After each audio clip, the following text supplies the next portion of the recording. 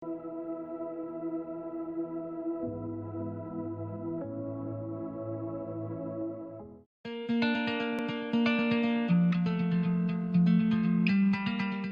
teman-teman sekalian, salam berkah dan salam sejahtera saya ucapkan. Selamat bertemu sekali lagi. Semoga saudara-saudari semua sehat dan ceria di dalam Tuhan. Hari ini kita masuk ke dalam sesi prinsip pelaburan semai tuai ketiga, yaitu musim. Dan prinsip ini penting jikalau kita mahu berjaya di dalam hidup kita. Prinsip ini menyatakan bahawa kita akan menuai di dalam musim yang berlainan yang kita semai. Ada perbezaan masa di antara penyemaian dan penuaian. Saudara-saudari, setiap kejayaan atau kegagalan dapat dikesan kembali sama ada benih yang disemai itu adalah benih yang baik ataupun tidak. Maksudnya hasil tuaiannya adalah mengikut yang pertamanya jenis benih dan yang keduanya di dalam musim yang berlainan. Pengkhotbah 3:1. Bagi segala sesuatu ada musimnya, dan bagi sesuatu apapun di bawah kolong langit ada waktunya. Ada musim menyemai dan ada musim menuai. Saudara-saudari, mungkin ini akan melemahkan semangat kita kerana proses menyemai dan menuai mengambil masa. Apabila kita membuat penyimpanan dan pelaburan, kita tidak akan mendapat hasil pelaburan dengan serta-merta. Jadi hari ini Tuhan mahu mengingatkan kita bahawa kita menyemai dengan iman dan satu hari nanti kita akan menikmati tuaian hasilnya.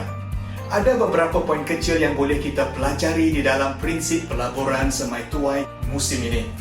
Lebih kita menangguh penyemaian, lebih lambat kita akan menuai. Itu adalah prinsip yang pertama. Kita biasa dengan perkataan durian runtuh, kan saudara-saudari? Seolah-olah keuntungan berlaku dengan tiba-tiba. Tetapi izinkan saya katakan bahawa durian runtuh tidak akan berlaku jikalau tidak ada orang yang menyemai benih durian terlebih dahulu. Jikalau kita mahu menikmati hasilnya, kita jangan melengah-lengahkan masa untuk menyemai, supaya kita dapat menikmati hasil tuaiannya secepat mungkin. Amin. Poin yang kedua, kita tidak boleh mempercepatkan pertumbuhan buah. Nah, buah akan masak dan ranum secara perlahan, teman-teman sekalian. Apakah kita mahu makan buah pisang yang dimasak secara semula jadi di atas pokok pisang, atau kita mahu makan buah pisang yang dipercepatkan masaknya dengan karbid?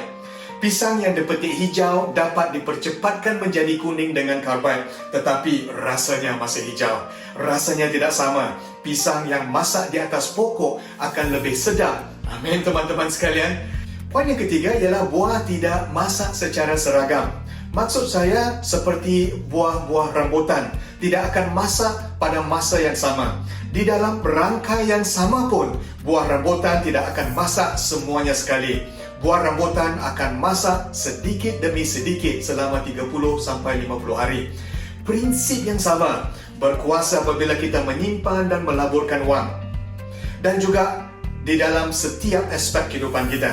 Kita tidak akan mendapat hasilnya dengan serta-merta. Ia akan berhasil pada masa yang akan datang sedikit demi sedikit. Poin yang keempat, kita menyemai dengan iman dan bukan perasaan. Benih yang disemaikan ke dalam tanah akan bercambah, dan apabila benih tersebut pecah, ia akan bertumbuh dan bertumbuh. Sesuai pada musimnya, sedikit pucuk akan keluar daripada tanah, barulah kita dapat melihat sesuatu yang berlaku. Tetapi sebelum itu, kita harus beriman kepada Tuhan, walaupun kita tidak dapat melihat buah usaha kita. Seorang petani tidak akan menyemai benih ke tanah dan kemudian mengorek kembali untuk melihat sama ada benih tersebut mula berakar. Setuju teman-teman sekalian? Seorang olahraga harus menyemai benih latihan disiplin sebelum menjadi seorang olahraga yang berjaya. Seorang pastor harus menyemai ke dalam dirinya dengan firman Tuhan sebelum dia bersedia memberikan khotbah yang berkesan. Seorang doktor harus menyemai pembelajaran dan praktikal kedoktoran sebelum bersedia menjadi seorang doktor yang berjaya. Seorang artis harus menyemai latihan melukis sebelum dia boleh menyediakan lukisan yang cantik di atas kanvas. Semuanya memerlukan masa.